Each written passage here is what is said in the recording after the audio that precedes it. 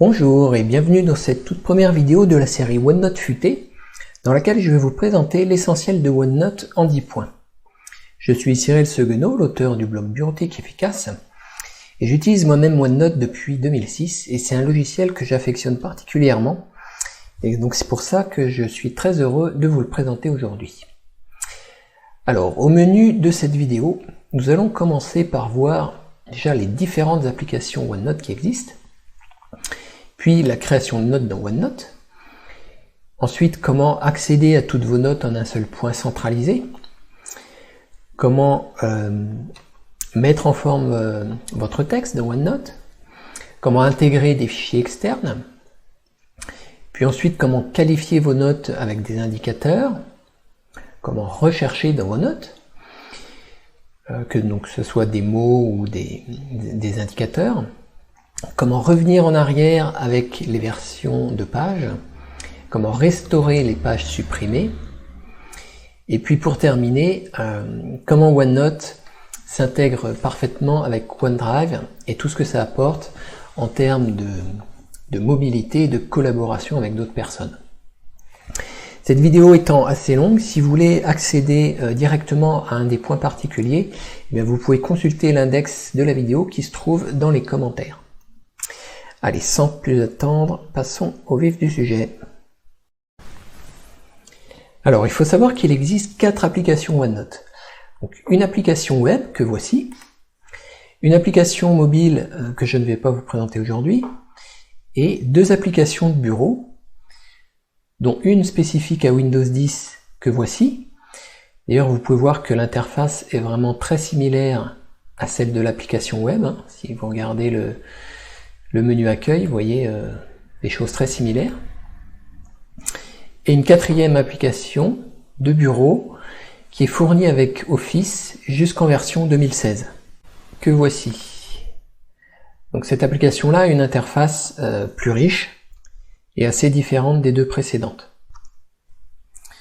Donc cette application fournie avec Office, que j'appellerai OneNote 2016, c'est la plus ancienne, c'est la version historique. C'est aussi la plus riche fonctionnellement, mais elle est en fin de vie. Microsoft a en effet décidé de ne plus ajouter de nouvelles fonctionnalités et de ne plus la maintenir à partir d'octobre 2020.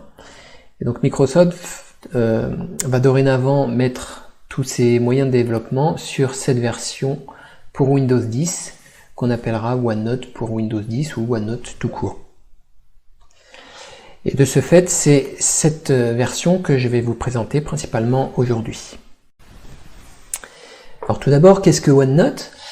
Bien, OneNote, c'est un logiciel qui vous permet de prendre des notes, de les centraliser, de les organiser, de les partager et d'y faire des recherches de façon très efficace.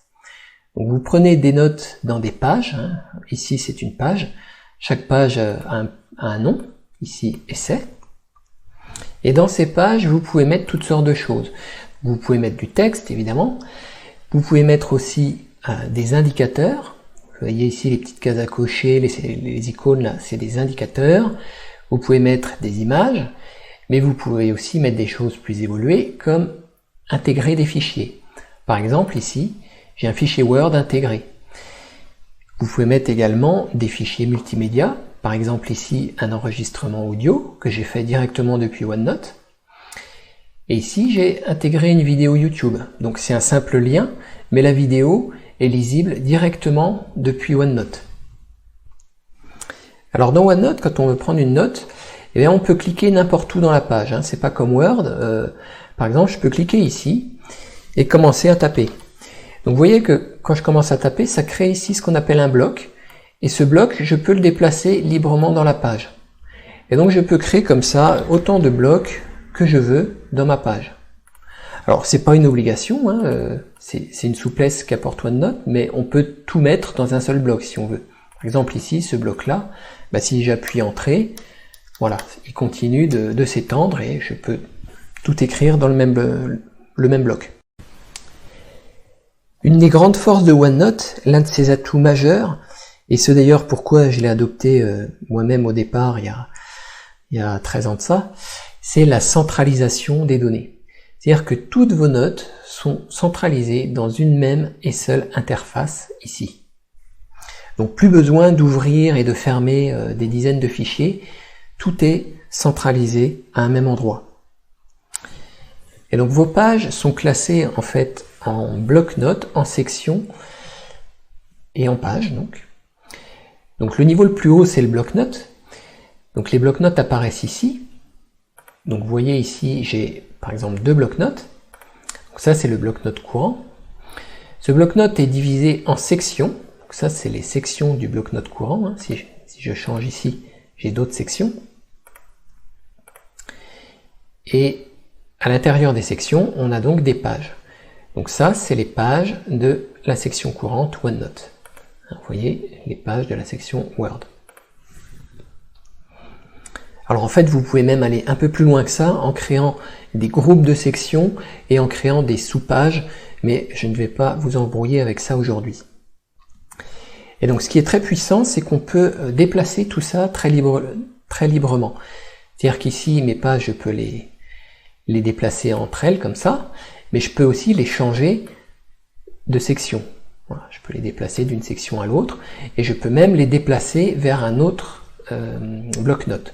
Alors pour ça, je peux cliquer ici sur déplacer, copier, je sélectionne mon autre bloc-notes, et je choisis la section dans laquelle je veux la déplacer.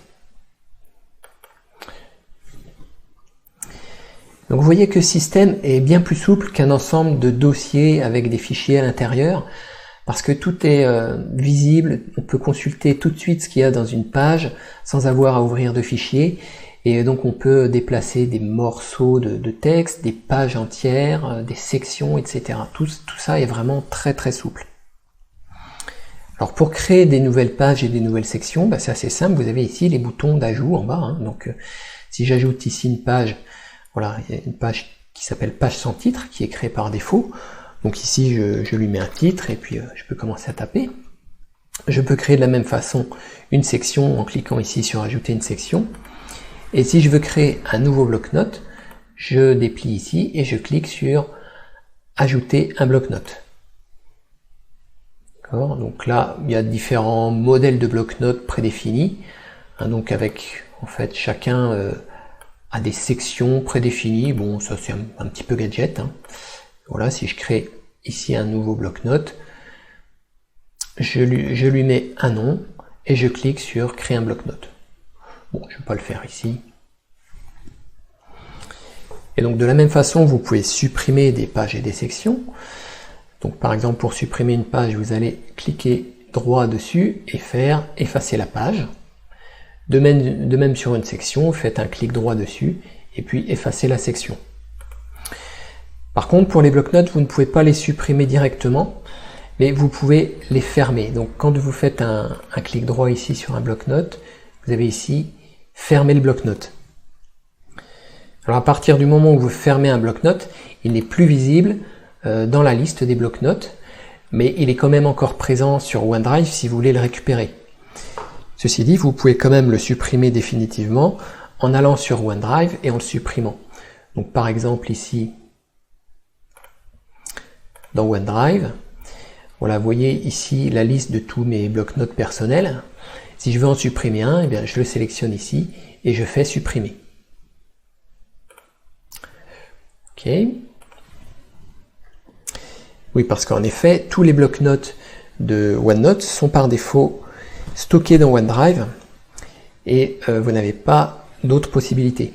Avec OneNote 2016, il était possible de créer des bloc-notes purement locaux, c'est-à-dire présents uniquement sur votre disque dur. Avec OneNote tout court, ce n'est plus possible. Ce qui n'empêche pas pour autant de travailler sans connexion Internet, comme on le verra tout à l'heure. Alors, je vais maintenant revenir un peu plus en détail sur la mise en forme dans les pages. Donc, OneNote n'est pas un logiciel de traitement de texte. Donc, par exemple, il a beaucoup moins de possibilités de mise en forme que Word. Mais vous allez voir qu'il en a quand même pas mal. Alors, la majorité se trouve dans le menu accueil, comme vous pouvez le voir ici. Donc, on peut modifier la famille de police, la taille de la police, mettre du gras, de l'italique, du souligné, du surligné, changer la couleur de police, reproduire une mise en forme, la supprimer, mettre des indices, des exposants, du barré, mettre des listes numérotées, des retraits de paragraphes, aligner le contenu des paragraphes. Ça donc c'est les indicateurs, j'y reviendrai tout à l'heure. Et puis on a ici une liste de styles prédéfinis, donc des styles de titres de 1 à 6 plus le titre de la page. Et puis quelques styles prédéfinis, références, citations, code, et le style par défaut qui est le style standard. Donc vous voyez qu'avec tout ça, vous avez déjà largement de quoi faire pour prendre des notes tout à fait correctes en termes de mise en forme. Et en plus de ça, pour positionner les éléments, vous pouvez utiliser des tableaux. Donc si je vais ici sur insertion tableau, je choisis le nombre de cases du tableau.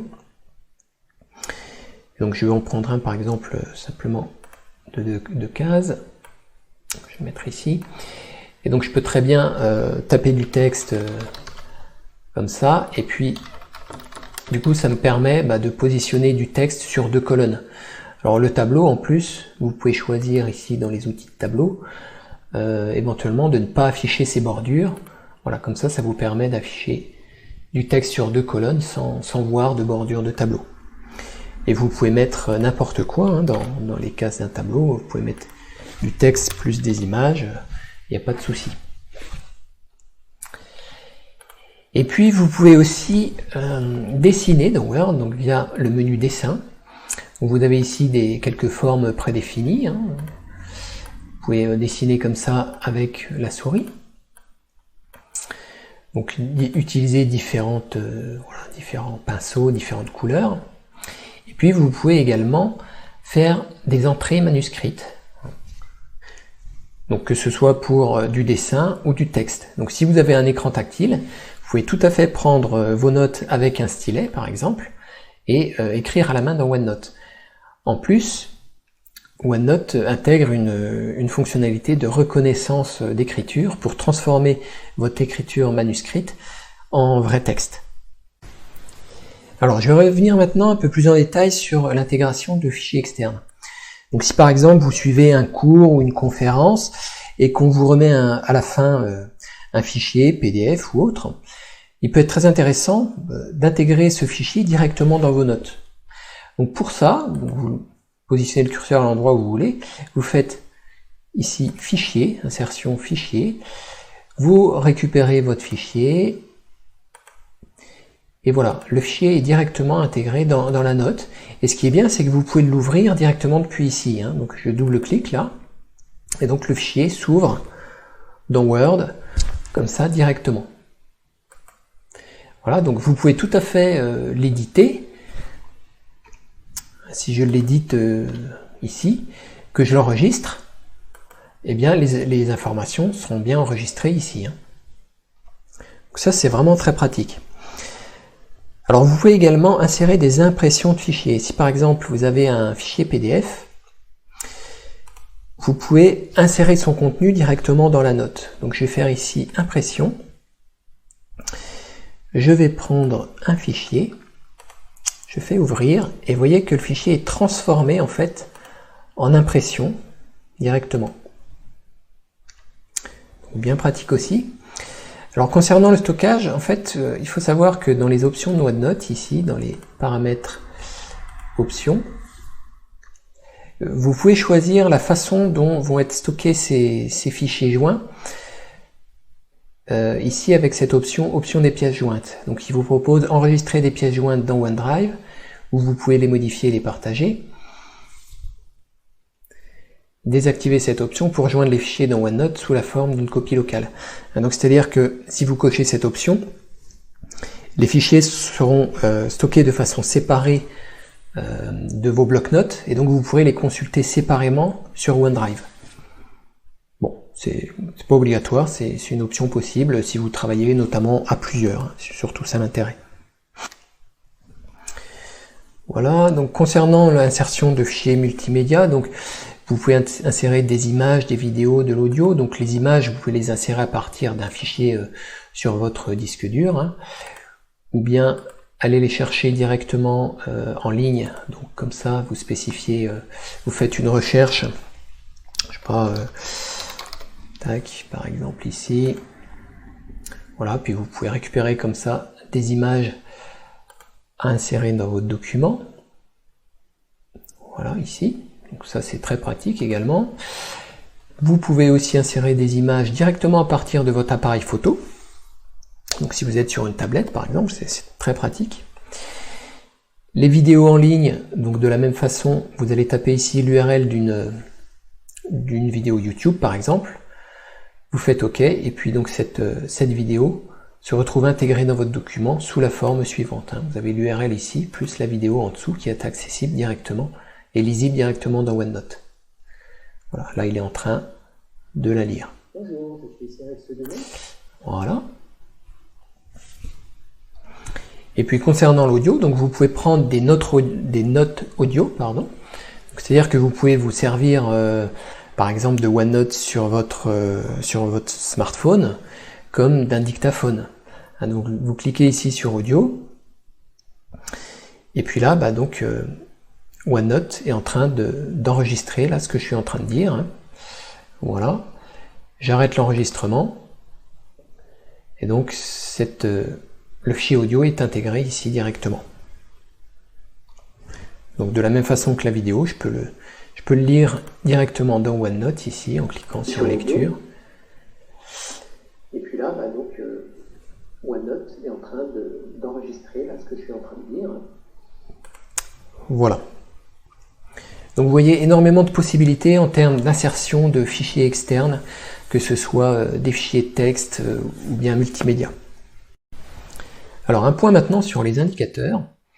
Donc dans la vie courante, quand on prend des notes, on est souvent amené à créer par exemple des tâches à faire pour plus tard, à noter des questions auxquelles il nous faudra répondre, à se créer des listes de choses à faire, de points importants, etc. Donc pour qualifier l'information, on va utiliser ce qu'on appelle des indicateurs. Donc dans le ruban accueil, vous avez ici une liste d'indicateurs prédéfinis. Donc OneNote en prédéfinit 5 ici, mais vous pouvez en créer autant que vous voulez en cliquant sur ce bouton.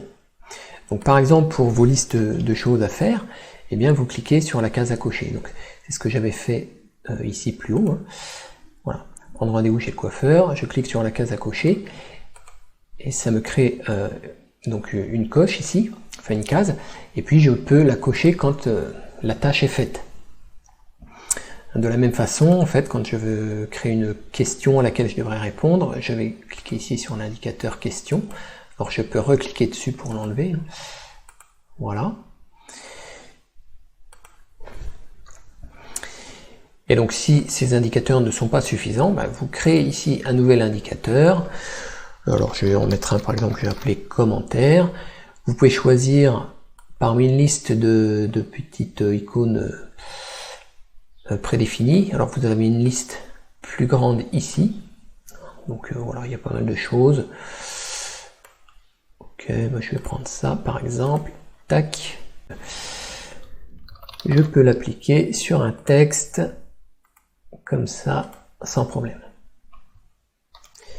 Donc l'intérêt des indicateurs, c'est que visuellement, vous voyez tout de suite de quoi il s'agit.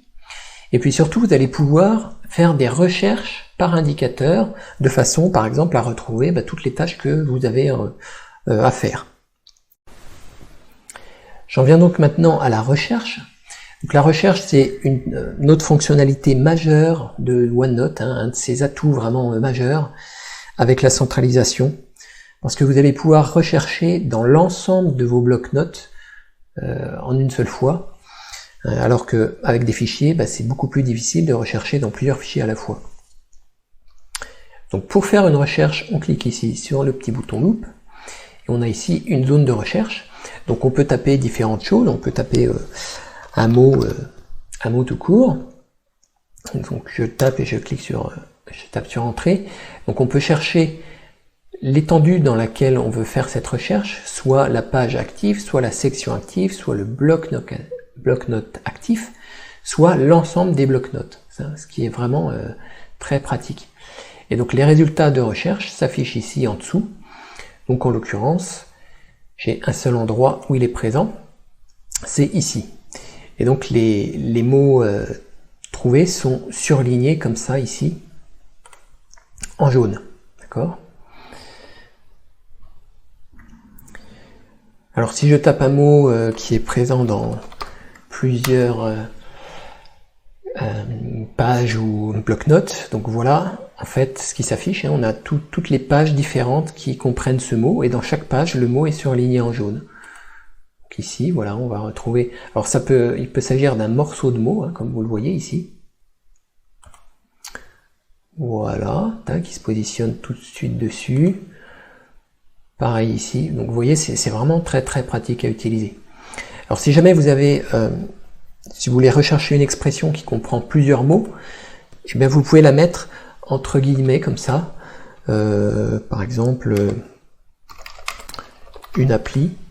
Voilà, ça évite en fait à OneNote de chercher chacun des mots séparément, hein, il cherche vraiment l'expression complète. Bon, bah là je ne l'ai pas. Alors je vais chercher par exemple des documents. Voilà, donc il l'a trouvé dans la page courante ici, et il l'a trouvé dans une autre page ici. Voilà, donc c'est bien l'expression complète qui est cherchée.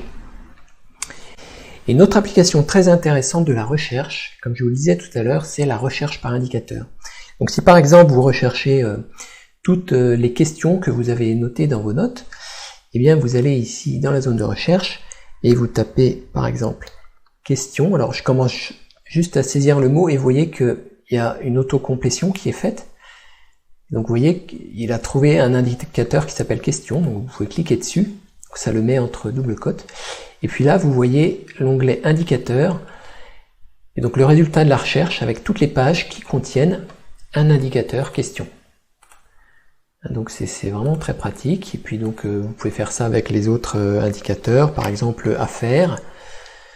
Alors on va le mettre entre double cotes, affaires. Alors, donc oui, affaires, il y a un accent dessus. Donc, vaut mieux utiliser l'autocomplétion, c'est plus simple. Voilà, là j'ai mes différentes tâches à faire. En plus, je peux voir en un coup d'œil celles qui sont faites et celles qui ne sont pas faites. Et donc tout ça, je vous rappelle, hein, selon l'étendue que vous souhaitez. Donc c'est vraiment une fonctionnalité très puissante qui fait de OneNote un atout majeur au quotidien. Alors une autre fonctionnalité très intéressante, c'est les versions de pages. Donc imaginez que vous travaillez pendant plusieurs jours d'affilée sur une page, et puis à un moment donné vous supprimez des choses, vous en ajoutez, etc. Et puis plusieurs jours après vous dites ah zut, j'aurais pas dû modifier ou supprimer ça, et vous aimeriez bien pouvoir revenir en arrière. Eh bien sachez que c'est possible avec les versions de pages. Par exemple, sur cette page essai, on va faire un clic droit ici et cliquer sur version de page. Donc vous voyez ici que OneNote vous affiche toutes les différentes versions de pages qui ont été créées depuis un certain temps. Donc ça peut remonter assez loin. Vous voyez, ça a commencé ici en janvier. Puis donc vous pouvez cliquer sur chaque version pour voir à quoi elle ressemblait. Donc si je remonte à la version de départ, voilà, il n'y avait pas grand chose. Puis j'ai rajouté des choses petit à petit. Et donc vous pouvez comme ça cliquer sur une version, récupérer un morceau de texte, hein, comme ça, vous faites du copier-coller, ou bien vous pouvez restaurer carrément une version complète en cliquant ici sur définir la page en tant que page active. Donc à ce compte-là, vous perdez les modifications récentes que vous avez faites, mais vous restaurez cette ancienne version. Donc ça apporte vraiment un élément de sécurité intéressant. Une autre fonctionnalité, c'est de pouvoir récupérer des pages supprimées. Hein, donc si vous avez supprimé une page et que vous le regrettez, vous pouvez la restaurer en cliquant ici sur affichage, notes supprimées. Et donc vous voyez que dans le volet, il va vous afficher toutes les pages qui ont été supprimées. Hein, donc vous reconnaissez ici la page titre qu'on avait créée tout à l'heure. Donc vous pouvez les visualiser également. Hein, et puis donc vous pouvez les restaurer simplement en faisant un clic droit ici, et puis restaurer vers, et puis là vous choisissez le bloc-notes et la section vers laquelle vers lesquels restaurer votre page. Voilà, donc encore un autre élément de sécurité super appréciable. Voilà, et pour finir, quelques mots sur OneDrive. Donc, comme je vous l'ai dit tout à l'heure, tous les blocs-notes sont stockés par défaut sur OneDrive. Donc ça apporte de gros avantages, dont le premier est la mobilité. Le fait que ce soit stocké sur OneDrive va vous permettre d'utiliser vos notes sur différents appareils, n'importe où, à partir du moment où vous avez la possibilité de les récupérer par une connexion Internet. Donc par exemple, vous prenez des notes sur votre PC, et puis vous allez pouvoir les consulter sur votre smartphone, n'importe où en déplacement, ce qui est très pratique. Et alors quand je dis qu'il faut une connexion Internet, c'est vrai au moins pour pouvoir récupérer une première fois les notes, mais sachez que OneNote fonctionne aussi en déconnecté. Donc tout ce qui a été récupéré une fois sur votre smartphone, même si à un endroit vous perdez la connexion, vous pouvez consulter ce que vous avez déjà récupéré. Et de la même façon, si vous modifiez, vos modifications sont stockées localement dans un fichier cache, et quand vous allez récupérer la connexion Internet, eh bien ces modifications vont être envoyées automatiquement vers OneDrive et synchronisées donc avec les autres appareils. Donc c'est vraiment très très appréciable pour la mobilité. Le deuxième avantage de OneDrive, c'est la collaboration avec d'autres personnes. Vous allez pouvoir du coup partager facilement vos notes, et d'ailleurs vous avez un bouton de partage ici. Donc, quand vous cliquez sur partager, vous pouvez partager donc le bloc-notes courant avec les personnes dont vous allez saisir les adresses mail ici. Et puis vous pouvez choisir donc de partager soit en consultation, soit en modification. Vous cliquez sur partager, les personnes reçoivent un mail avec un lien et donc vont pouvoir éditer votre bloc-notes en même temps que vous. Et donc la collaboration se fait vraiment en temps réel et donc vous voyez les modifications qui sont faites par les autres personnes en temps réel. Donc c'est assez impressionnant. Si vous avez l'occasion de tester, vous allez voir, c'est assez amusant. Donc et d'ailleurs pour accéder à vos notes depuis n'importe où, si jamais vous n'avez pas de PC ni de smartphone, mais que vous avez accès à un PC avec une connexion Internet, eh bien vous pouvez retrouver donc vos notes en allant par exemple sur le site office.com. Donc vous devez vous authentifier avec le compte Microsoft et donc vous accédez à toutes les applications Office Online qui sont gratuites. Donc vous pouvez cliquer ici sur OneNote pour retrouver donc tous vos blocs-notes et puis donc les ouvrir dans OneNote Online.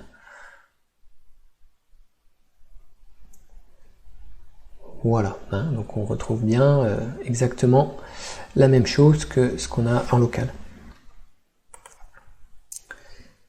Voilà, je recharge ma page, voilà. Voilà, cette présentation est maintenant terminée. Alors il y a plein de choses dont je n'ai encore pas parlé, parce que OneNote est vraiment très riche, mais je ferai d'autres vidéos plus spécifiques au fur et à mesure. Alors vous pouvez retrouver toutes les explications écrites avec les captures d'écran associées dans mon article de blog, dont vous trouverez le lien dans la description de cette vidéo. Et puis vous pouvez également télécharger mon e-book de 50 pages offerts sur Excel en me laissant vos coordonnées en cliquant sur le lien qui est également dans la description de la vidéo. Et puis pour finir, si vous avez des questions ou des remarques, n'hésitez pas à me les laisser en commentaire. Vous pouvez également vous abonner à ma chaîne en cliquant sur l'icône qui s'affiche maintenant en bas de votre écran. Et puis cliquez sur la petite cloche pour être notifié des prochaines vidéos que je ferai. Voilà, je vous souhaite une très bonne journée et je vous dis à bientôt.